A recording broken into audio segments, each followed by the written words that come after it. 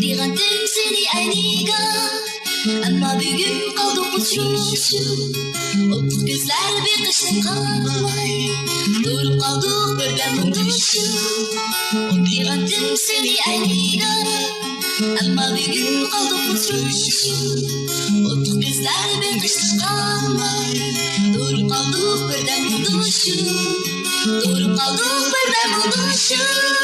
Şu konuşkan günlerdi aslan Aşkı çağlar sevgileriydi Ay güzelim seni desler Durup kaldık birden unutuşum. Şu konuşkan günlerdi aslan Aşkı çağlar sevgileriydi Ay güzelim desler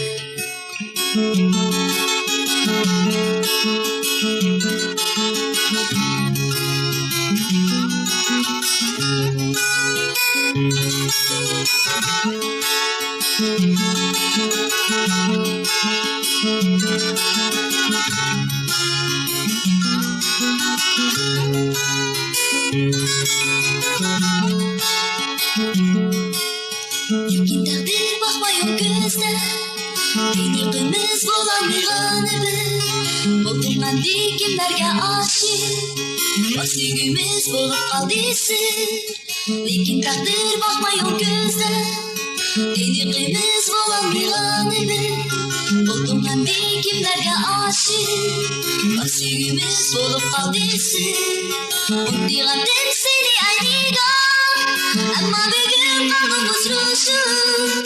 Oturup gözler bir kışın kalmay durup kaldım birden unutuşum. Durup kaldım birden unutuşum. Şu konuşkan günlerdi aslan Aşkı çağdan sevgileriydi Ay güzelim seni desler Lakin takdir bakmayın gözler Birliğimiz bulan bir anımı Buldum hadi kimlerge aşık Bak sevgimiz bulup kaldı